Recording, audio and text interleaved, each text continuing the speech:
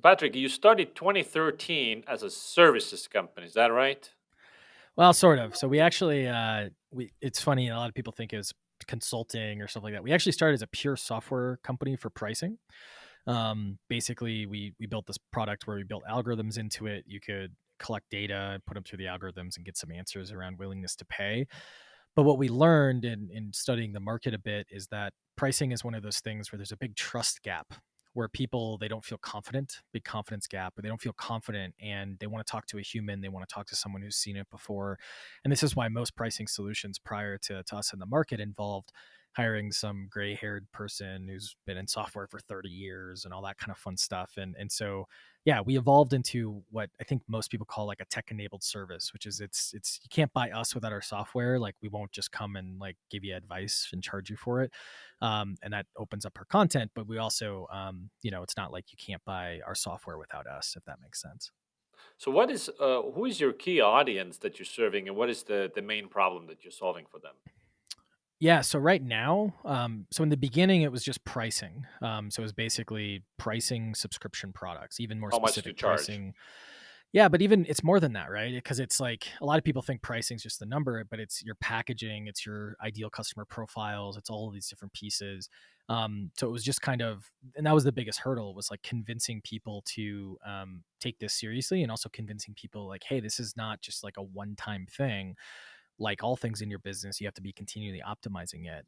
But we've kind of evolved our mission to a place where we are focused on subscription revenue. So since then, and I don't know how much of this you want to cover, but since then, we have a free subscription financial metrics product. You plug it into your billing system, gives you all your free metrics, and then what we do is we study that data, and then we build products that basically help you automate basically your revenue, your subscription revenue. So we have Price Intelligently still that helps you optimize your pricing, and that's a paid product. And then we have our Retain product that helps you optimize your cancellations, and that's also a paid product. And so yeah, we're looking to be the subscription revenue company if you want to kind of put a nice little bow on it. hmm So, you launched as Price Intelligently, and then along the way, Profitwell came about, and then you had or have two brands.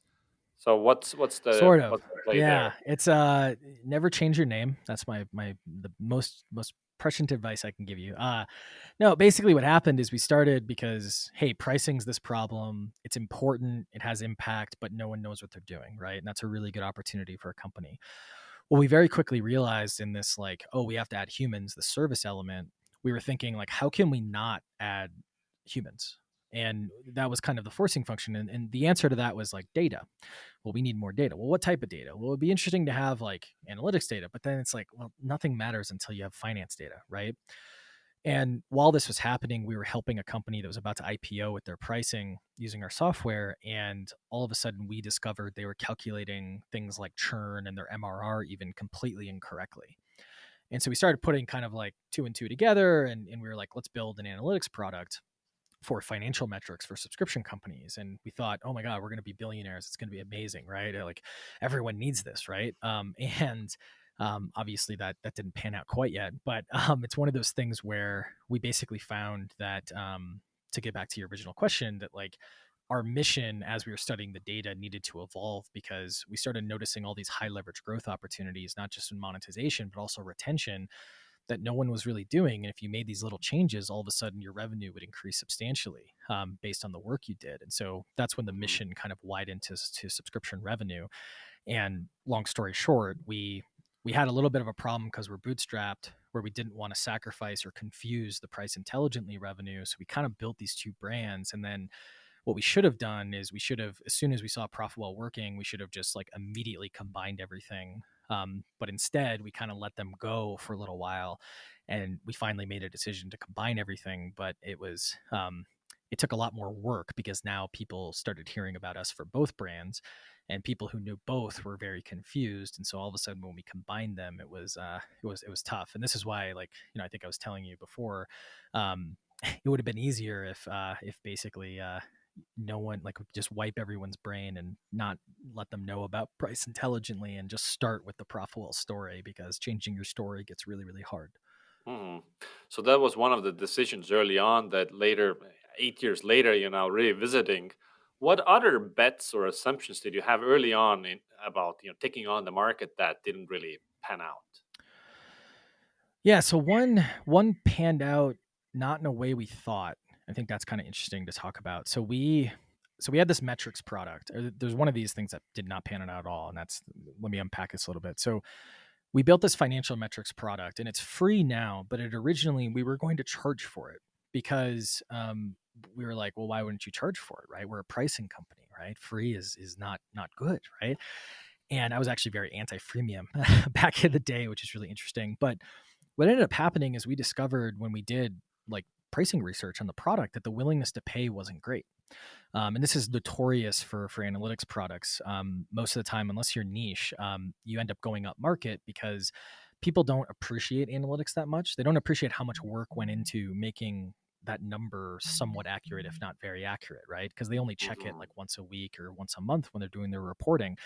And this is why retention is really hard for analytics as well. So long story short, we discovered this, and while this was happening, we had a bunch of competitors in the market. Companies like ChartMogul, companies like Barometrics. There was a long tail of a bunch of different other types, and then there's obviously broader analytics and BI tools.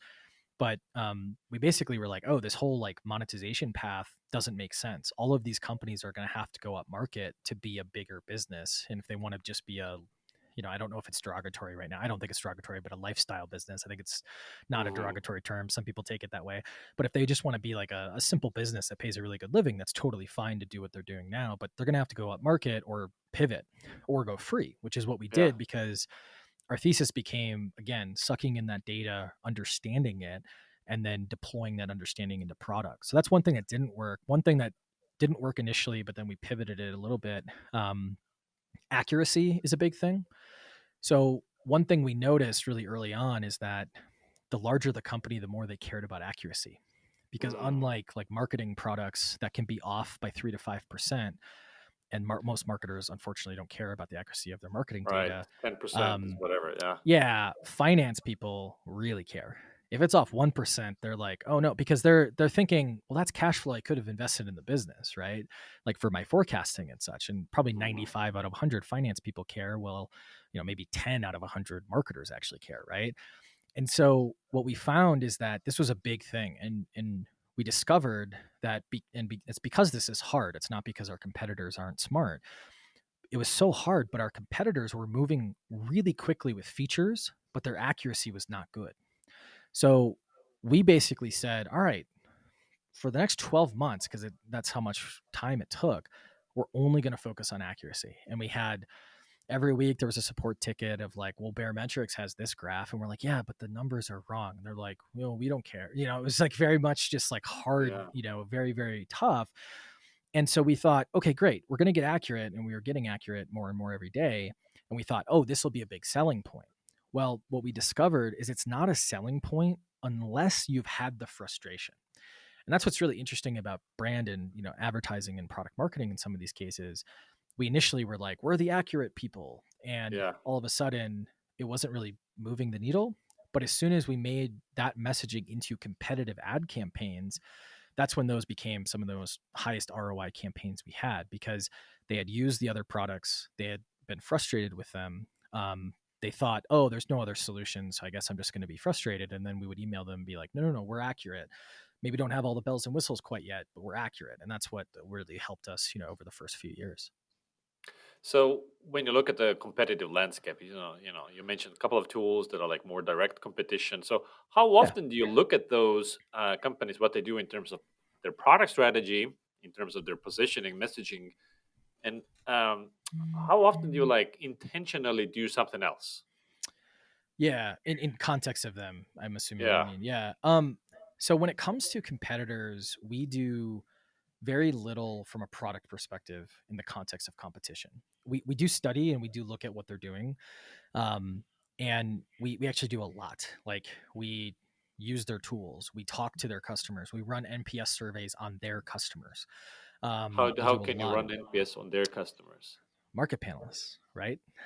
So market panelists and ads, and most of these products have some sort of, we can find them through Built With or some of these other products, right? And so we're able to basically send surveys and things like this, right? And So we do keep a track of that, and we look at like reviews on G2 Crowd and stuff like that. But from a product perspective, I think that, and the data has suggested this, at least in aggregate, is that it's really hard to follow a competitive strategy that is running product. And the reason for that is because you're assuming your competitor is winning. I don't think any of us have won the market yet. I think we're Hmm. probably ahead just in terms of volume and things like that. But you're assuming they're doing the things right if you're copying their product. And most of the time they're not.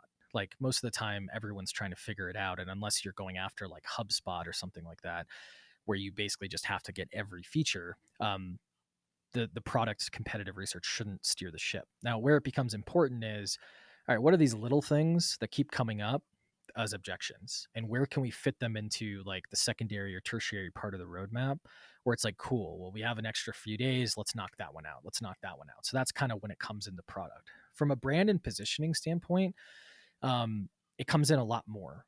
So we do a lot around, and this is somewhat controversial. I It's hard for me to, I can understand, I think, the controversy, but I don't know if it's truly controversial. And but you can't convince people.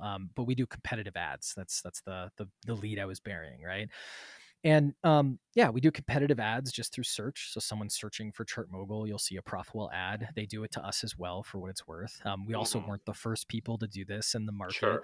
We're the ones who get a lot of crap for it on Twitter, because I think we're the bigger people in the market now. But long story short, we do stuff like that. And then we don't do competitive pages, but all of our sales enablement copy, our decks, our landing pages, they're designed to basically imbue some element of doubt if we're talking to someone who's using a competitor. And it's not directly calling them out or anything, but it is imbuing some of that doubt based on the things we know that they're weak at and we're strong at. And so, worst case, it's someone who has never heard of any of us and they're talking to us, and it doesn't hurt that they understand we're accurate in these types of things. Best case, it's a competitor customer we're talking to, and all of a sudden they look at, oh, they really went out of their way to talk about this accuracy thing. Oh, yeah, that is something I've had a problem with ChartMogul, right? Hmm. Um, and ChartMogul has now, in kind of response to that, they've started focusing on accuracy in their marketing and things like that. So it's really Hmm. funny how these markets evolve. But Hmm. I think, to me, just to maybe round this out and kind of put a magnitude here on the things I just said, the bigger thing is we're all facing not each other as much as we're chasing the market. We're not in a market where there's a HubSpot where we're going after. We're in a market where it's like we're just educating people for the first time, and your competitor, customers are already educated, which is great. But most of the growth comes from people who don't even know this is a problem So yet. most people that the most growth, future growth, will come from people who use basically nothing. These spreadsheets. Totally. They use spreadsheets, or they use some like genericized tool, or for our retain product, they're not even aware of the problems that we solve, or that you can solve it through a product like ours. I think, yeah, it would be a different market if everyone, like if we were in CRM, like we would need a lot more around competitive stuff because there's hundreds of CRMs, right? Hmm.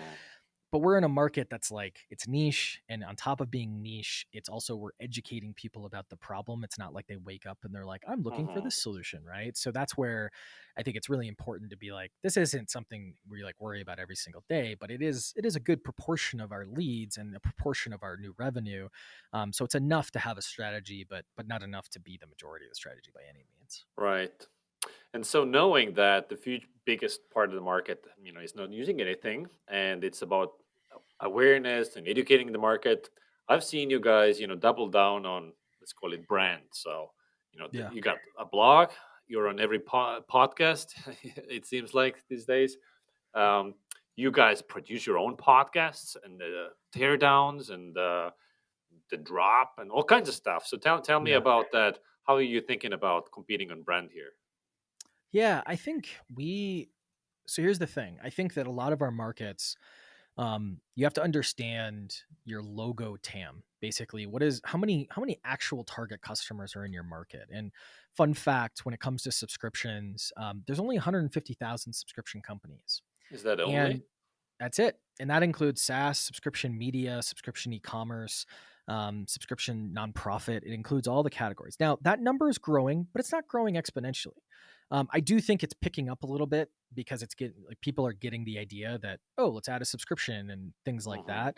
There's a lot of membership sites and newsletters and things like that Yeah. popping up. But the thing to think about is like we're not talking about millions of potential leads, and we're not talking about a consumer product where you might have tens of millions of actual leads. And so when you have a lower logo TAM, brand is extremely important, but not in the sense of how we traditionally think about brand, where it's the assets, like what the logo is and things like that. But brand in the sense of I need to not only make my buyer or my potential buyer aware of my existence, but I also need to educate them on the problems I solve, right? And so the thing that we've said over the years, and content's been a huge portion of our strategy since the beginning. I would say it's our in the T kind of growth. It's our T, or the length of the T. Um, but what's interesting is that we basically said like the second best answer to what does Profitwell do is I don't know, but they're smart about subscriptions. You should talk to them. Like that's the Mm-hmm. second best answer. Mm-hmm. It's not the first and it's not the preferred answer, but I'm Mm-hmm. okay if they don't know exactly what we do. So what we did to kind of speed things up is, in the beginning it was just me and a HubSpot account um, that writing blog posts, right?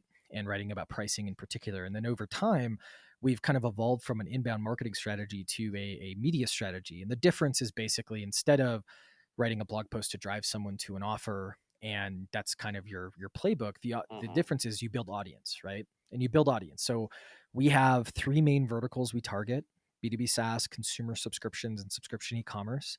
We have three kind of types of content we want to produce: pricing content, retention content, and then general content. I call it kind of like top of the funnel, like interviews like this, just stuff that's interesting for, Mm-hmm. these types of buyers. And we basically want to show at every intersection of those points.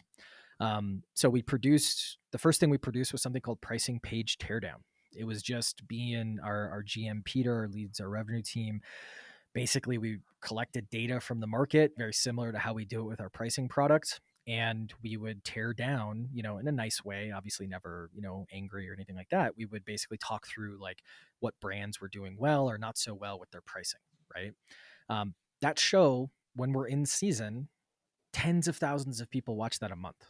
It's insane. Like you never think that, right? And Yeah. I don't even need tens of thousands. Even if I had 1,000 people a week, that's a win, right? Because I have Mm-hmm. 1,000 people learning about pricing and talking about us or referring our content to other people. We have another show called Boxed Out. Basically, we buy subscription e-commerce products and we study their retention. What do they do when we try to cancel? What do they do when our payment fails? These types of things, and these little case studies on each of these companies, and 15 minutes or less that people can watch or read in the content. And we've invested a lot in this because again, we need to educate people on Profitwell as an entity. And if we're going to be that subscription company, that subscription revenue company, they need to know who we are. And as we put stuff out, they need to be like, oh, this is quality. I know I'm not going to waste my time and I'm going to learn something. Oh, I didn't really need or want to learn that, but I still learned something. But let me forward it to someone else. And that's kind of the basic theory. And I'm skipping over a few parts just for the sake of time, but hopefully that's helpful. Sure, yeah.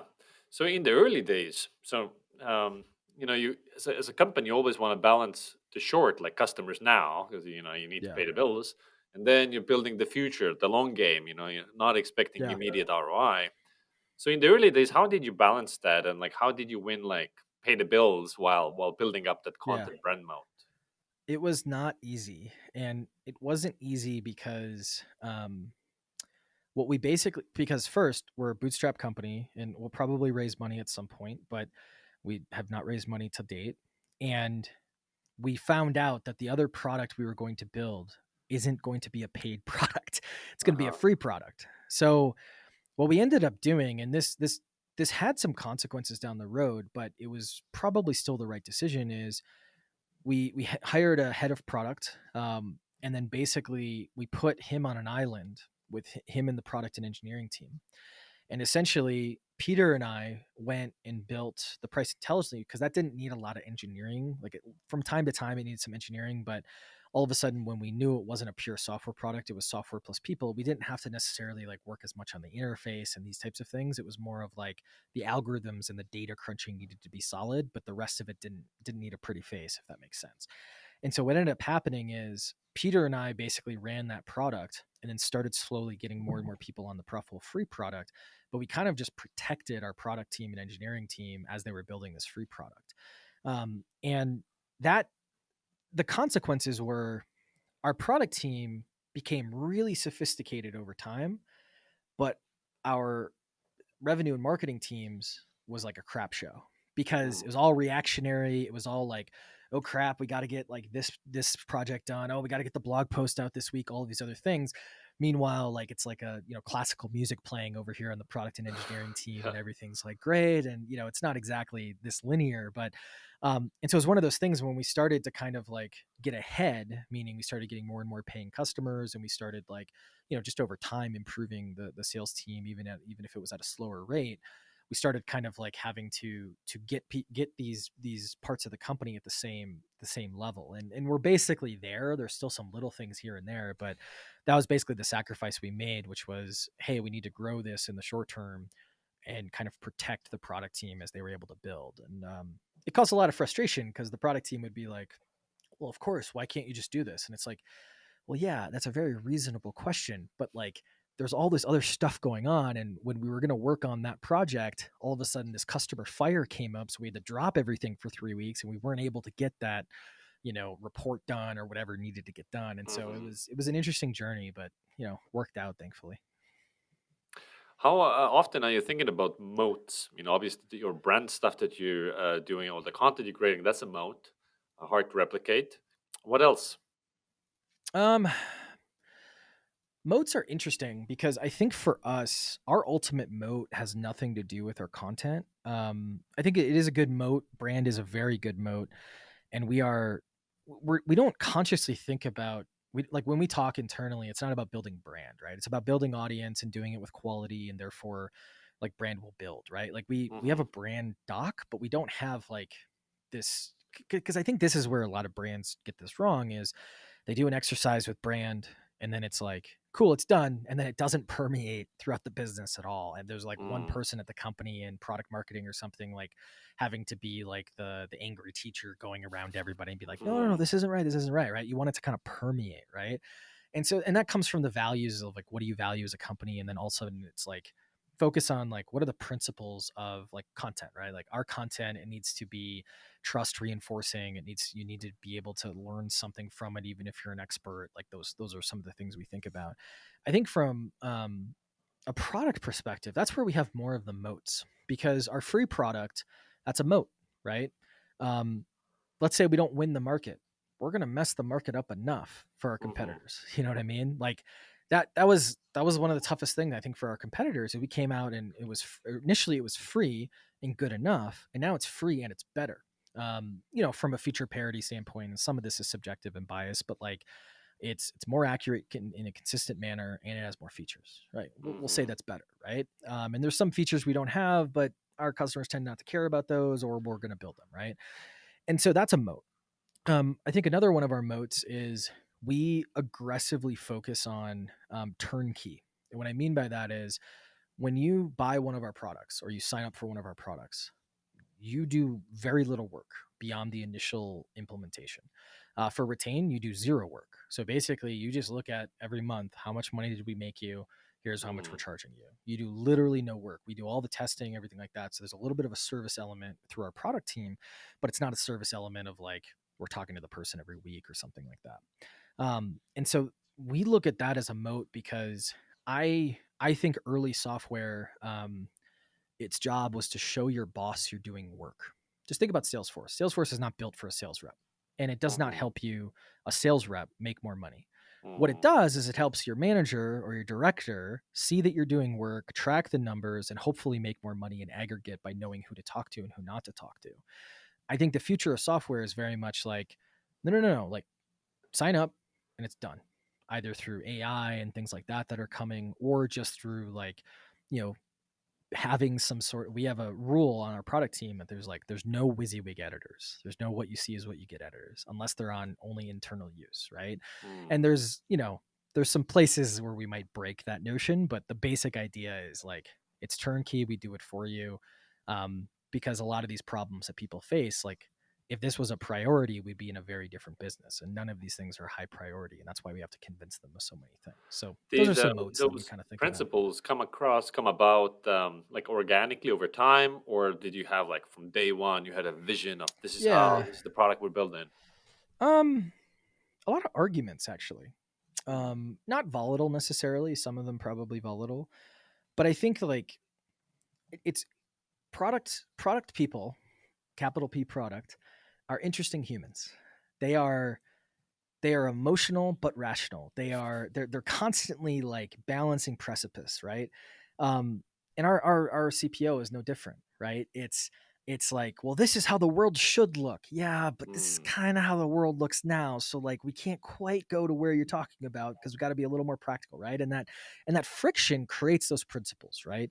That friction creates the like, and then when those principles exist and there's some sort of data that looks like it's defying or is working against those principles, we have to take a step back, and then it's like a bit of an existential crisis, and there's debate, and is it going to be good? Is it not? The struggle, the thought struggle, right? So I think that's where a lot of it came from. But the important thing was we had them, right? It's not important that they're right. I think if they're right, it's great. But if they're wrong and you're not intellectually dishonest, you find out they're wrong pretty quickly, right? mhm, Because if you're kind of the right type of person, you see new data and you go, is this a time where I need to like lean into the future, or is this a time where I'm wrong? And that's a real struggling question. And most really good product people, they spend time, struggling with that. And the great ones, they'll shift. Sometimes they don't shift soon enough. Sometimes they shift, too early. But it's just one of those things where it's the fact that you have those principles, I think, is so important. And we have those on our content team too. And I mhm, think that's important because we can look at every post or every episode and go, did it do these three things? Yeah, it did. It did a lot of this one and not so much of these two, but it did do mm. those two. Okay, great. Like, great, ship it. Yeah, I love it. And I think that's really important. So looking into the future, um, what's the dream? What are you? Is there a point that you're building towards? It's a great question, and I don't think I have a great answer for you. I think for me, I when I started this, so I worked for the government, then I worked in big tech at Google, and I thought because I'm always very blue collar family, I'm always like work is going to be the most important part of my identity probably. Hmm. I don't have kids yet, so maybe that shifts. But like even then, like my dad, it didn't shift. I don't think it's going to shift for me. It's like life is about work, and I know it sounds very Calvinist, but it's not that. I'm gonna predict that will change when you have kids, but I don't know, man. I don't know. I maybe, and I that kind of scares me a little. But long story short, at least right now, it's like it's a major part of my identity. I think it'll always be a major part of my identity. Maybe not the hmm number one, but what ends up happening is I thought, well, I'm working so hard, I should get the reward, right? I should get paid more, right? So that's what led me to entrepreneurship initially. Kind of this arrogance that I always cared more than my boss. And I don't think that's actually true, but I at least thought that, right? And when you're a young punk kid trying to like reason with them, and now that when I've managed people, now I'm like, oh, I was such a jerk. But I think for me, it grew into I like the build. I like the build. I like the like problem solving. I like getting better hmm and better, right? And so money's good, but at this point, like probable's not going to go to zero. Like if we discover that there's going to be troubled waters, and if I get bored or something like that, or our team starts falling apart somehow, then it's like, well, let's just make it. We'll make it a really good like a Wistia or a base camp where growth is still going to happen, but we're not trying to like grow 100% or 200% year over year.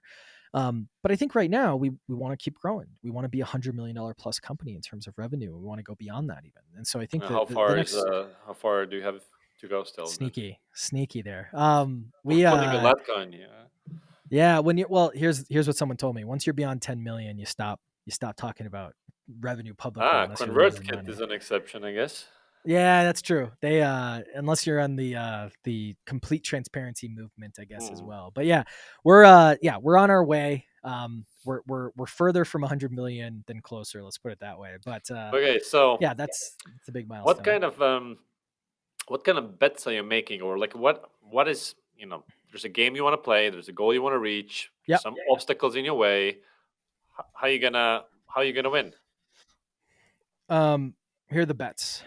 Our products need to uh basically make you more money to the point that it's so obvious we can take a cut of the money we make you. So our retained product up to your current recovery rate's free. Over that is what we charge for. And it needs to be good enough, obviously, to be good. It makes our retention amazing because people are only paying for what they're getting. But that's a bet, and so each additional product we come out with, that's how we think about it. Or it needs to be so close to revenue that maybe it's not quite where we can take a cut of what we make you, but we can at least you can justify the product easily, and we can charge somewhere between $1,000 and $10,000 a month. We target an ARPU of about $3,000 a month. That's kind of what we're going for.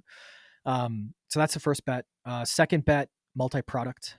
Multi-product's hard, especially early in a company's life cycle, and most people wait till they're 100 million to do it. But more and more companies are being multi-product earlier. We probably did that earlier than we should have, but we're still all in on it because of the TAM constraint that we talked about. And then I think the other bet is that, frankly, brand and awareness is something that is going to drive revenue, and the numbers do indicate it does. But as we're scaling up and up and up, like, that ROI gets a little different. So we're going to have to make sure we track that. I'm worried that that'll stop because I don't know what else would bring us more revenue. Because we don't have search ads, that are going to all of a sudden work better. But yeah, I think those are the three big bets that we're making, and I'll have to think on a little bit more. But I think those are the right ones. Awesome. Thanks for coming on, Patrick. Absolutely, man. Thanks for having me.